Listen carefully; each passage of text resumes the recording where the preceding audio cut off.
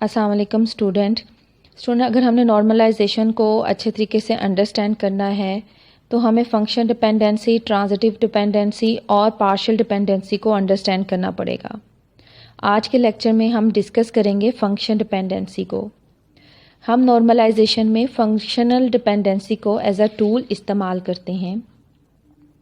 जैसा कि हमें मालूम है कि एक रिलेशन या टेबल में कई एट्रीब्यूट्स होते हैं, तो इन एट्रीब्यूट्स के दरमियान क्या रिलेशन है, इसको हम एफडी से यानी कि फंक्शन डिपेंडेंसी से शो करते हैं।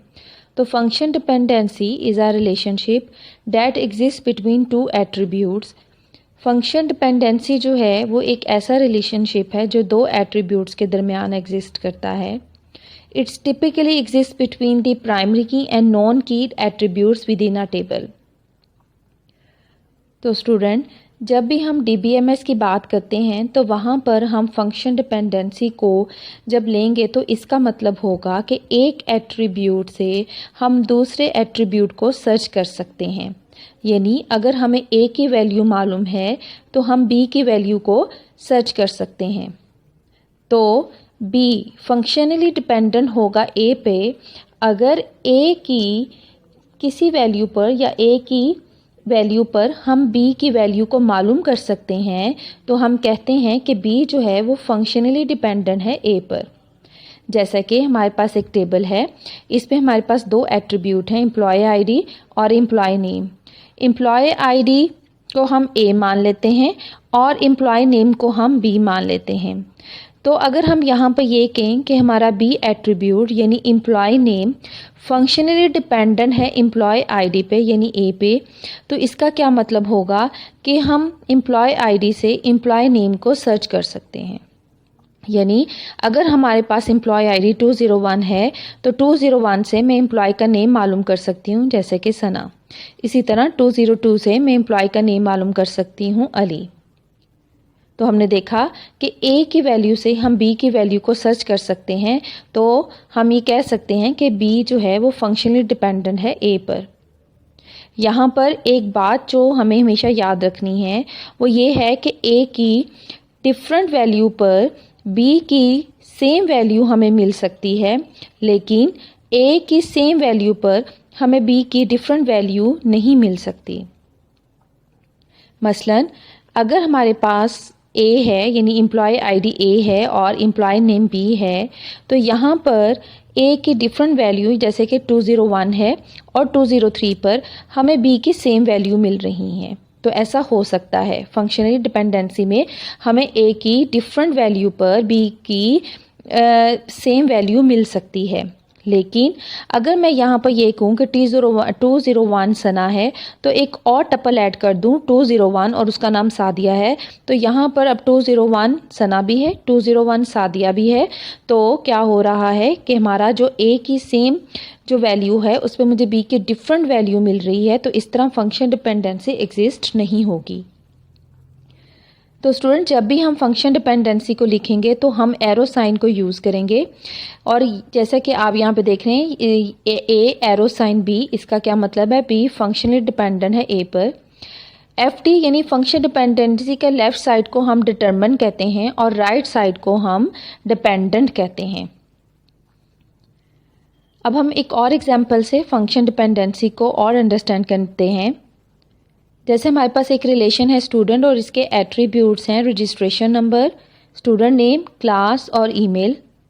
अब अगर मैं यूँ कहूँ कि रजिस्ट्रेशन नंबर से मैं डिटरमिन कर सकती हूँ स्टूडेंट नेम, यानी कि अगर मुझे किसी स्टूडेंट का रजिस्ट्रेशन नंबर मालूम है तो मैं रजिस्ट्रेशन नंबर से उस स्टूडेंट का नाम सर्च कर सकती हूँ। तो इसको मैं कैसे रीड करूँगी कि registration number determines the student name, या मैं इसको ऐसे रीड कर सकती हूँ student name is functionally dependent on registration number. तो ये हमारे पास एक तरीका होता है रीड करने का फंक्शन डिपेंडेंसी को। या तो हम इसको यहाँ से रीड कर सकते हैं कि registration number determines the student name, या हम इसको ऐसे पढ़ सकते हैं student name is functionally dependent on registration number. अब हम एक और एग्जाम्पल से अपनी फंक्शन डिपेंडेंसी को अच्छे तरीके से अंडरस्टैंड करते हैं। हमारे पास एक एम्प्लॉय टेबल है और इसमें इस तीन एट्रीब्यूट हैं, employee ID, employee name and department. और हमने यहाँ पे कुछ डाटा भी एंटर किया हुआ है, जैसे एम्प्लॉय आईडी 201, एम्प्लॉय नेम सनास, department CS, employee ID 202, employee name Ali, department economics. इसी तरह टपल 3 में employee ID 203, employee name Sana and department English. तो स्टूडेंट, हम फंक्शन डिपेंडेंसी को एक मैथमेटिकली फार्मूले से भी चेक कर सकते हैं, और वो मैथमेटिकली फार्मूला हमारे पास क्या है, if T1 is equal to A is equal to T2A, यानी कि अगर हमारे पास A एट्रीब्यूट के कोई से भी दो टपल इक्वल हो जाएं, यानी अगर A एट्रीब्यूट के कोई से भी दो टपल इक्वल हो जाएं, देन हम चेक करेंगे कि जो B एट्रीब्यूट है, और यहाँ पर B एट्रीब्यूट कौन सा एट्रीब्यूट है जिसके ऊपर हम फंक्शनली डिपेंडेंसी को चेक कर रहे हैं, तो हम चेक करेंगे क्या वो एट्रीब्यूट यानी B एट्रीब्यूट के भी कोई से दो टपल इक्वल हैं। तो इस मैथमेटिकली फार्मूले से हम फंक्शन डिपेंडेंसी को चेक करेंगे। आपको ये फार्मूला बहुत अच्छे तरीके से समझ आना चाहिए, क्योंकि ये फार्मूला आगे भी हम बहुत ज़्यादा यूज़ करेंगे। मैं दोबारा से इस फार्मूले को रिपीट कर देती हूँ। If T1A is equal to T2A, यानी अगर एट्रीब्यूट A के कोई से भी दो टपल इक्वल हो जाएं, तो एट्रीब्यूट B के भी दो टपल इक्वल होंगे। अब हम इस टेबल में फंक्शन डिपेंडेंसी को चेक करते हैं। हम यहाँ पर इस टेबल में एक फंक्शन डिपेंडेंसी अज्यूम करते हैं कि एम्प्लॉय नेम जो है वो फंक्शन डिपेंडेंट है एम्प्लॉय आईडी पर, या हम इसको ऐसे कह सकते हैं कि employee ID determines the employee name. अब यहाँ पर हम एम्प्लॉय आईडी को A एट्रीब्यूट मान लेते हैं और एम्प्लॉय नेम को B एट्रीब्यूट मान लेते हैं, तो हम इसको कैसे लिख सकते हैं कि B फंक्शनली डिपेंडेंट है A पर। अब हम चेक करेंगे क्या वाकई ये फंक्शनल डिपेंडेंसी एग्जिस्ट भी करती है इस रिलेशन में। तो हम इस रिलेशन में जाएंगे और देखेंगे एट्रीब्यूट A को, यानी एम्प्लॉय आईडी को, क्या एम्प्लॉय आईडी के कोई से दो टपल जो हैं वो इक्वल हैं। तो हम देख सकते हैं यहाँ पर एम्प्लॉय आईडी के कोई से दो टपल भी इक्वल नहीं है। यहाँ पर 201 है, 202 है, 203 है, तो एम्प्लॉय आईडी रिपीट नहीं हो रहा। तो हमें अब इस फार्मूले पे जाने की ज़रूरत नहीं है, क्योंकि इस फार्मूले को हम तभी चेक करेंगे अगर हमारे पास एट्रीब्यूट A के कोई से भी दो टपल्स इक्वल होंगे या एट्रीब्यूट A में कोई रिपीट वैल्यू आ जाएगी, तब हम इस फार्मूले में जाएंगे। अदरवाइज़ हमें इस फार्मूले में जाने की ज़रूरत ही नहीं है। अगर हमारे पास कोई से भी A एट्रीब्यूट के टपल्स जो हैं, यानी A एट्रीब्यूट रिपीट नहीं हो रहा, तो हम कह सकते हैं कि B जो है वो फंक्शनली डिपेंडेंट है A पर, यानी हम एम्प्लॉय आईडी से एम्प्लॉय नेम जो है वो सर्च कर सकते हैं। अब हम एक और फंक्शन डिपेंडेंसी को चेक करते हैं कि क्या इस टेबल में ये वाली फंक्शनल डिपेंडेंसी एग्जिस्ट करती है। ये फंक्शन डिपेंडेंसी क्या है कि एम्प्लॉय आईडी फंक्शन डिपेंडेंट है एम्प्लॉय नेम पर, या एम्प्लॉय नेम फंक्शन डिटरमिन्स कर रहा है एम्प्लॉय आईडी पर। अब यहाँ पर हम ये मान लेते हैं कि एम्प्लॉय नेम A एट्रीब्यूट है और एम्प्लॉय आईडी B एट्रीब्यूट है। तो सबसे पहले हम A एट्रीब्यूट को चेक करेंगे, यानी एम्प्लॉय नेम को चेक करेंगे क्या एम्प्लॉय नेम की कोई सी दो वैल्यू इक्वल हैं। तो आप देख रहे हैं टपल 1 और टपल 3 में सना और सना दो वैल्यूज़ जो हैं वो रिपीट हो रही हैं। इसलिए अब हम इस फार्मूले में जाएंगे, इस फार्मूले को चेक करेंगे, क्योंकि हमारे पास जो A एट्रीब्यूट है इसके दो टपल जो हैं वो इक्वल हैं। तो इसलिए if T1A is equal to T2, क्योंकि हमारे दो टपल इक्वल हैं, तो अब हम ये भी चेक करेंगे क्या ये जो दो टपल इक्वल थे A के, क्या इसकी B जो एट्रीब्यूट्स हैं, यानी यहाँ पे एम्प्लॉय आईडी हमारा B एट्रीब्यूट है, क्या उसके भी वो दोनों टपल्स इक्वल हैं। तो हम दे सकते हैं यहाँ पे एम्प्लॉय आईडी की वैल्यू 201 है और जो टपल 3 है इसमें जो सना इसकी वैल्यू एम्प्लॉय आईडी में 203 है। तो यहाँ पे B जो है इसका tuple 1 not equal to tuple 2 के, ठीक है। यहाँ पे एम्प्लॉय आईडी का टपल जो है वो मैच नहीं करे, यानी इक्वल नहीं है, इसलिए हमारे पास यहाँ पर फंक्शनल डिपेंडेंसी जो है वो मौजूद नहीं है। तो यहाँ पर हम कह सकते हैं employee ID does not function dependency does not exist in this function dependency, यानी employee name does not determines the employee ID या employee ID do not functionally dependent on the employee name। तो student इस तरह हम इस फार्मूले से किसी भी टेबल में फंक्शन डिपेंडेंसी को चेक कर सकते हैं। नेक्स्ट है हमारे पास टाइप्स ऑफ फंक्शन डिपेंडेंसीज। अब हम इसमें देखते हैं, सबसे पहले हमारे पास जो टाइप है वो है फुली फंक्शन डिपेंडेंसी। ये टाइप बहुत ज़्यादा इंपॉर्टेंट है। जब हम सेकंड नॉर्मल फॉर्म करेंगे तो वहाँ पे हम फुली फंक्शन डिपेंडेंसी को चेक करेंगे। तो फुली फंक्शन डिपेंडेंसी को समझने के लिए हम एक रिलेशन लेते हैं मार्क्स, और इसके एट्रीब्यूट्स हैं registration number, subject and marks.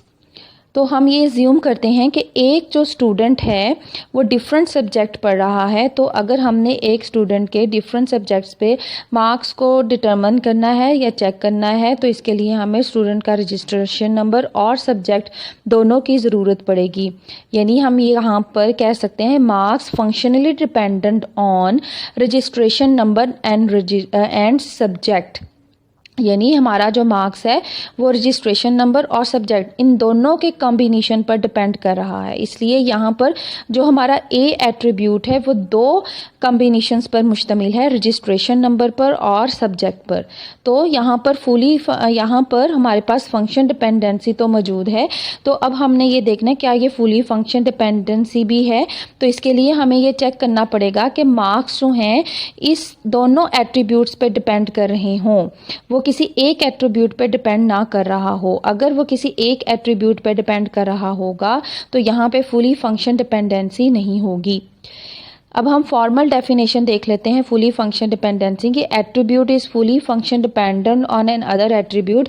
एक एट्रीब्यूट जैसे बी है वो फुली फंक्शन डिपेंडेंट होगा किसी दूसरे एट्रीब्यूट पे अगर इसकी फंक्शन डिपेंडेंसी हो इस एट्रीब्यूट पे। जैसे बी जो है वो फंक्शनल डिपेंडेंट तो है रजिस्ट्रेशन नंबर और सब्जेक्ट यानी कि ए के दोनों एट्रीब्यूट पर उसकी फुली फंक्शन डिपेंडेंसी तो हो, लेकिन not on any of its proper subset.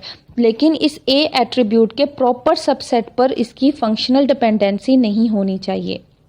Proper subset का क्या मतलब होता है, जैसे अगर ए एट्रीब्यूट के मैं प्रॉपर सबसेट लूँ तो रजिस्ट्रेशन नंबर एक प्रॉपर सबसेट है और सब्जेक्ट हमारा दूसरा प्रॉपर सब्जेक्ट है। तो हमारा मार्क्स अगर सब्जेक्ट के ऊपर अलग से फंक्शन डिपेंडेंट हुआ और रजिस्ट्रेशन नंबर पर अलग से फंक्शनल डिपेंडेंट हुआ तो यहाँ पर फुली फंक्शन डिपेंडेंसी एग्जिस्ट नहीं होगी। फुली फंक्शनल डिपेंडेंसी के लिए हमारे बी एट्रीब्यूट को इन दोनों एट्रीब्यूट पे डिपेंड होना ज़रूरी है। जी स्टूडेंट, अब हम अपने फुली फंक्शन डिपेंडेंसी को एक और टेबल से अंडरस्टैंड करते हैं कि हमारे पास एक एम्प्लॉय टेबल है जिसके 3 एट्रीब्यूट्स हैं और हमने इस टेबल में डाटा भी एंटर किया हुआ है। अब हम यहाँ पर एक डिपेंडेंसी लेते हैं। डिपार्टमेंट फंक्शन डिपेंडेंट है एम्प्लॉय आईडी और एम्प्लॉय नेम पर। यहाँ पर हमने 2 एट्रीब्यूट को कंबाइन किया है, एम्प्लॉय आईडी और एम्प्लॉय नेम। हम यहाँ पे डिपार्टमेंट की डिपेंडेंसी देखना चाह रहे हैं इन दोनों एट्रीब्यूट्स पर, यानी कि इन दोनों एट्रीब्यूट को कंबाइन कर हम अपना एक एट्रीब्यूट बनाएंगे। यानी यहाँ पे हम एम्प्लॉय आईडी और एम्प्लॉय नेम को ए एट्रीब्यूट कंसीडर करते हैं और डिपार्टमेंट को बी एट्रीब्यूट मानते हैं। तो डिपार्टमेंट जो है वो फंक्शनली डिपेंडेंट है एम्प्लॉय आईडी और एम्प्लॉय नेम पे। तो हमने यहाँ पर ये चेक करना है क्या यहाँ पे फुली फंक्शनल डिपेंडेंसी भी एग्जिस्ट करती है। तो अगर हमने ये चेक करना हो कि क्या यहाँ पे फुली फंक्शनल डिपेंडेंसी एग्जिस्ट करती है तो सबसे पहले हम ये चेक करेंगे कि क्या डिपार्टमेंट जो है फंक्शनल डिपेंडेंट है ए पर, यानी बी जो है वो फंक्शन डिपेंडेंट है ए पर। यहाँ पर बी डिपार्टमेंट है और ए जो है वो कॉम्बिनेशन ऑफ एट्रीब्यूट है एम्प्लॉय आईडी और एम्प्लॉय नेम पर। तो हम चेक करेंगे कि क्या ए की वैल्यू की कोई रेपिटेशन तो नहीं हो रही। तो हम टेबल में देख सकते हैं कि टेबल में एम्प्लॉय आईडी और एम्प्लॉय नेम में कोई भी रेपिटेशन जो है वो मौजूद नहीं है।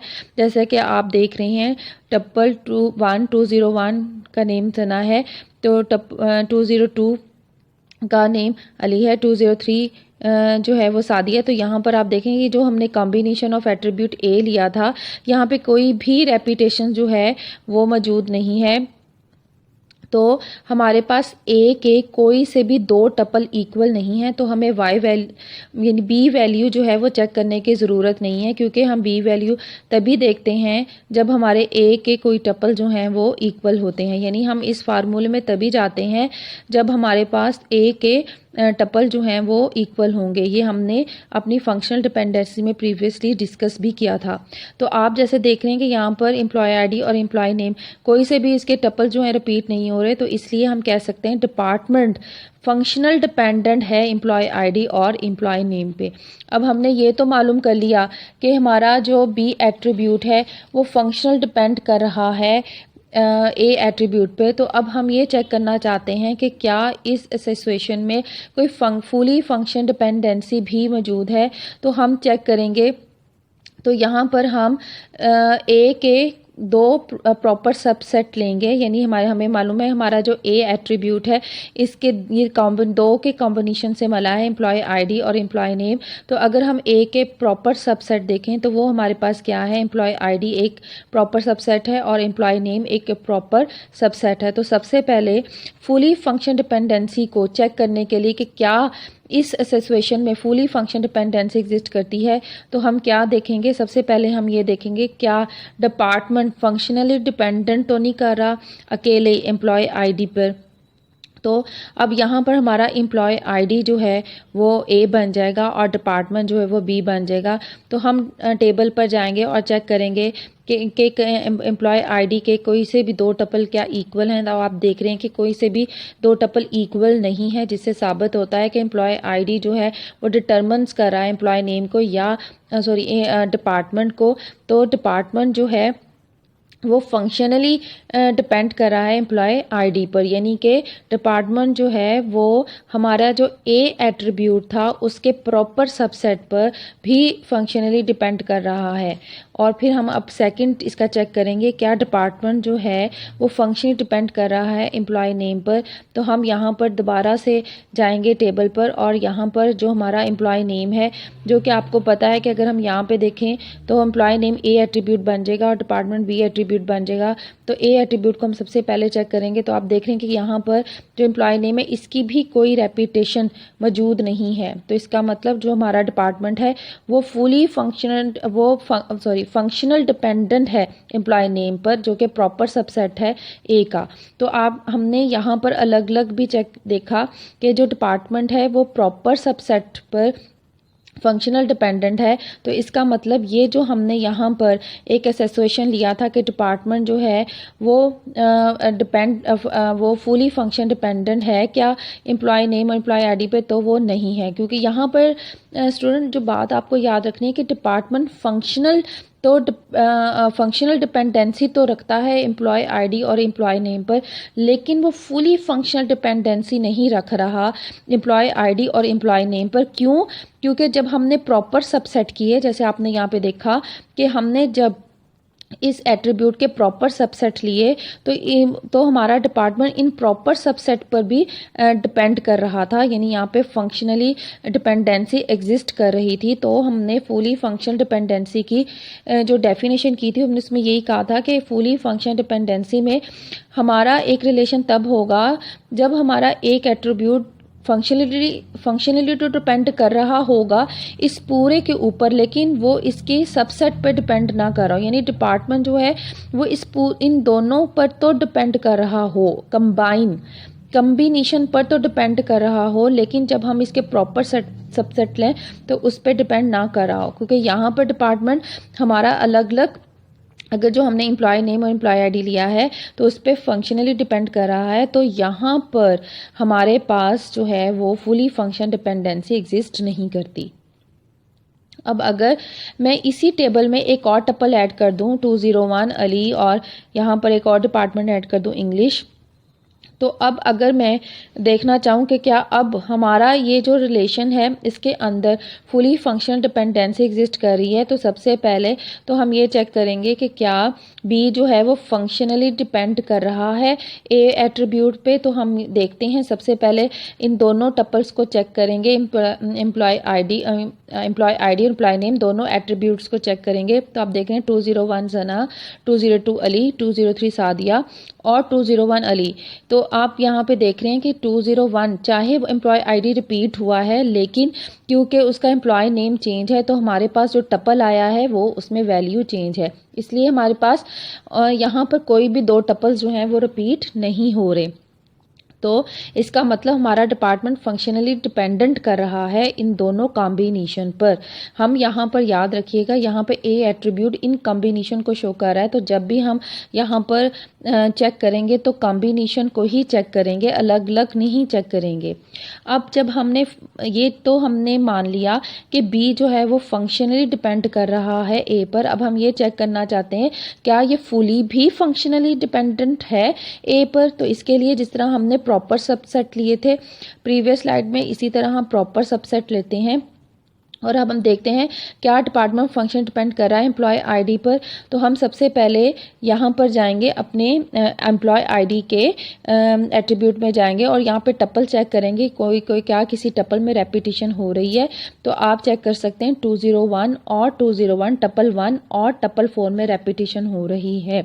अब यहाँ पर हम ये फार्मूले की तरफ आएंगे क्योंकि हमारे पास ए एट्रीब्यूट में दो टपल्स इक्वल हैं 1 और 4।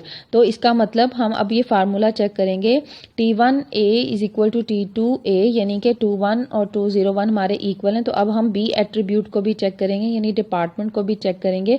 तो आप देख सकते हैं डिपार्टमेंट में 201 जो टपल जो हमारा रिपीट हो रहा था उसकी वैल्यू CS है और 201 की वैल्यू इंग्लिश है, यानी कि हमारे बी जो है वो रिपीट नहीं हो रहा। तो इसका मतलब हमारे यहाँ पर क्या हुआ कि हमारा जो डिपार्टमेंट है वो फंक्शनली डिपेंडेंट नहीं हो रहा एम्प्लॉय आईडी पर। क्यों? क्योंकि अब हमने यहाँ पे जिस फार्मूले के तहत हमने ये चेक कर ली कि फंक्शनल डिपेंडेंसी एग्जिस्ट नहीं करती इस रिलेशन के अंदर। जब हमने प्रीवियस स्लाइड देखी थी यहाँ पर हमारी फंक्शनल डिपेंडेंसी एग्जिस्ट कर रही थी, लेकिन अब जो हमने यहाँ पर चेक कर रहे हैं तो यहाँ पर ड्यू टू दिस टपल जो हमने ऐड किया, इस टपल की वजह से हमारी फंक्शनली डिपेंडेंसी जो है वो एग्जिस्ट नहीं कर रही। तो department does not functionally dependent on employee ID, यानी सुपर जो हमारा सबसेट है उस पर जो है वो डिपेंड नहीं कर रहा। इसी तरह अब हम नेक्स्ट रिलेशनशिप में देखते हैं क्या डिपार्टमेंट फंक्शनली डिपेंडेंट है ऑन एम्प्लॉय नेम पर। तो हम यहाँ पर एम्प्लॉय नेम को ए और डिपार्टमेंट को बी मान लेते हैं और एम्प्लॉय नेम के टपल्स को चेक करते हैं। तो आप देखेंगे यहाँ पर भी हमारे पास जो अली है और अली यानी दो में रिपीट हुआ टपल, यानी कि टपल 2 और टपल 4 रिपीट हो रही हैं। तो क्योंकि यहाँ पर हमारे पास एम्प्लॉय नेम जो कि अब ए एट्रीब्यूट बन गया है उसमें रेपिटेशन है, तो अब हम इस फार्मूले को चेक करेंगे। अब यहाँ पर ए क्योंकि इक्वल है तो अब हम बी एट्रीब्यूट को चेक करेंगे जो कि डिपार्टमेंट है। तो अब देखेंगे अली का डिपार्टमेंट इकोनॉमिक्स है और 201 जो अली है इसका डिपार्टमेंट इंग्लिश है, क्योंकि इनके दरमियान कोई जो टपल्स हैं वो इक्वल नहीं है, यानी बी एट्रीब्यूट के टपल्स जो हैं वो इक्वल नहीं है। तो डिपार्टमेंट इसका मतलब एम्प्लॉय नेम भी डिटरमिन्स नहीं कर रहा डिपार्टमेंट को, या department does not depend on the employee name. तो यहाँ पर भी हमारे पास फंक्शनल डिपेंडेंसी मौजूद नहीं है। तो हमने देखा कि जब हम एम्प्लॉय आईडी और एम्प्लॉय नेम के प्रॉपर सबसेट लेते हैं, ठीक है, जब भी हम एम्प्लॉय नेम और एम्प्लॉय आईडी के प्रॉपर सबसेट लेंगे तो उन पर हमारा डिपार्टमेंट जो है वो फंक्शनली डिपेंडेंट नहीं कर रहा। लेकिन जब हम एम्प्लॉय आईडी और एम्प्लॉय नेम दोनों का एक सेट बनाते हैं और इसको ए एट्रीब्यूट कहते हैं तो इस पर हमारी फंक्शनली डिपेंडेंसी मौजूद है। तो अब यहाँ पर हम कह सकते हैं कि अब हमारे पास यहाँ ये जो टेबल है, ना सिर्फ ये जो रिलेशन है, ये जो रिलेशन जहाँ पे हमने बनाया है कि एम्प्लॉय आईडी एम्प्लॉय नेम जो है डिटरमिन्स कर डिपार्टमेंट को, ये ना सिर्फ फंक्शनली डिपेंडेंट है बल्कि फुली फंक्शनल डिपेंडेंसी भी यहाँ पर एग्जिस्ट कर रही है। क्यों? क्योंकि इसके जब प्रॉपर सबसेट हैं उनके ऊपर हमारा डिपार्टमेंट जो है वो डिपेंड नहीं कर रहा, हमारा डिपार्टमेंट इन दोनों कॉम्बिनेशंस पर ही डिपेंड करता है। यानी जब हम ये दोनों कॉम्बिनेशन लेंगे तब ही फंक्शन डिपेंडेंसी एग्जिस्ट होगी। अगर हम अलग अलग एम्प्लॉय नेम को अलग या एम्प्लॉय आईडी को अलग लिखेंगे तब फंक्शन डिपेंडेंसी एग्जिस्ट नहीं करेगी। तो इसलिए हमारा डिपार्टमेंट फुली फंक्शन डिपेंडेंट है यहाँ पर एम्प्लॉय आईडी और एम्प्लॉय नेम पर। जबकि जो हमने प्रीवियस लिया था, यहाँ पर जो हमने लिया था तो यहाँ पर हमारे पास इस तरह का डाटा था कि यहाँ पर हमारे पास डिपार्टमेंट जो था वो फंक्शनल डिपेंडेंट तो था, ए पर, लेकिन फुली फंक्शन डिपेंडेंसी यहाँ पर एग्जिस्ट नहीं कर रही थी। तो स्टूडेंट अब आपको क्लियर हो गया होगा कि फंक्शनल डिपेंडेंसी और फुली फंक्शनल डिपेंडेंसी क्या है। फंक्शन डिपेंडेंसी में तो हम सिर्फ यही चेक करते हैं कि क्या रेपिटेशन तो नहीं हो रही, या हमारा ए अगर इक्वल टपल है तो बी टपल भी इक्वल होना चाहिए। अगर ये इक्वल है तो फंक्शनल डिपेंडेंसी एग्जिस्ट करती है। लेकिन फुली फंक्शनल डिपेंडेंसी तभी एग्जिस्ट करेगी जब हमारा बी एट्रीब्यूट ए एट्रीब्यूट के दोनों कॉम्बिनेशंस पर डिपेंड कर रहा होगा मिलकर। तो स्टूडेंट अब हम अपने सेकंड टाइप को डिस्कस करते हैं, जो कि है trivial functional dependency. Trivial functional dependency क्या है? अब फंक्शनल डिपेंडेंट ए बी, यानी कि अगर बी एट्रीब्यूट जो है वो ए पे डिपेंड कर रहा हो तो ट्रिवियल फंक्शनल डिपेंडेंसी तब होगी जब B is a subset of A. ठीक है, बी जो है वो सबसेट हो ए का। ठीक है, अगर हम ये कहें कि बी जो है वो फंक्शन डिपेंडेंट है ए के, तो यहाँ पर ट्रिवियल फंक्शन डिपेंडेंसी तब होगी जब बी जो है वो एज अ सबसेट जो है वो ए में मौजूद हो।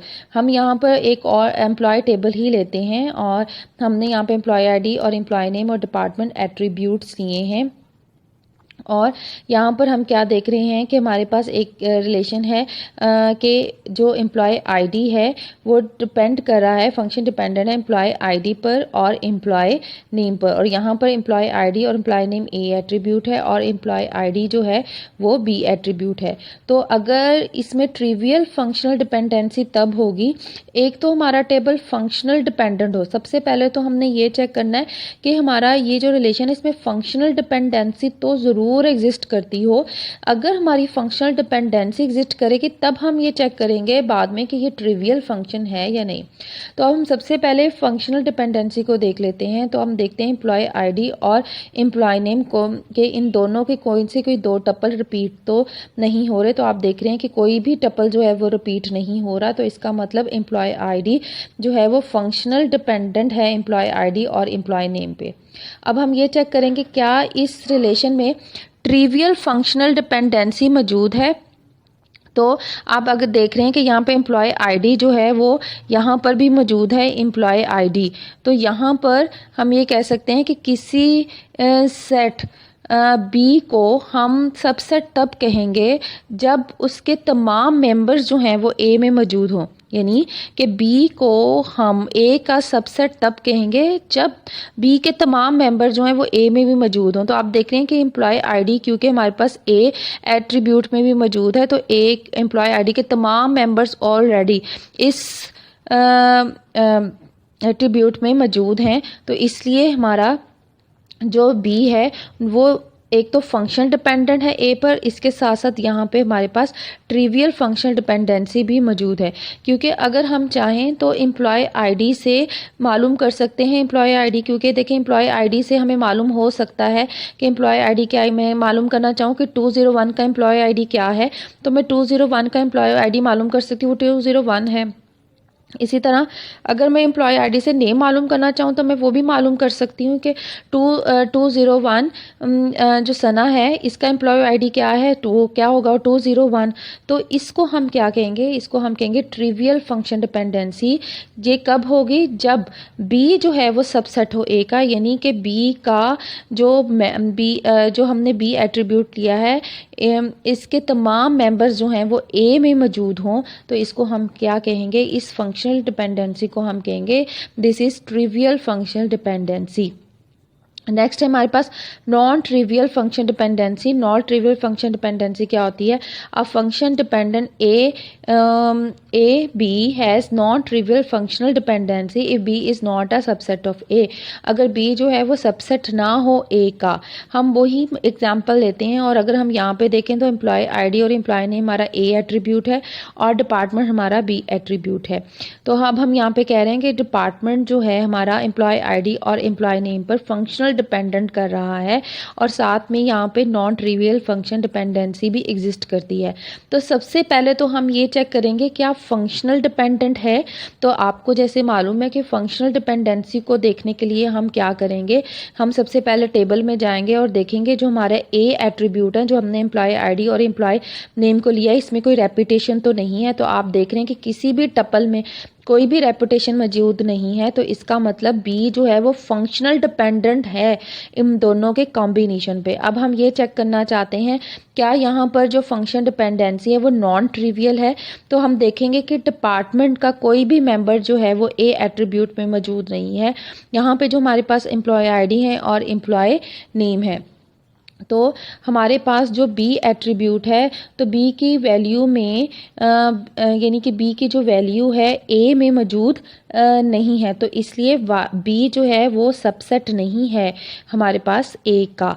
तो इसलिए यहाँ पर जो फंक्शनैलिटी है वो फंक्शनल डिपेंडेंसी है, लेकिन वो कौन सी है, वो नॉन ट्रिवियल फंक्शन डिपेंडेंसी है, क्योंकि यहाँ पर बी जो है is not a subset of A.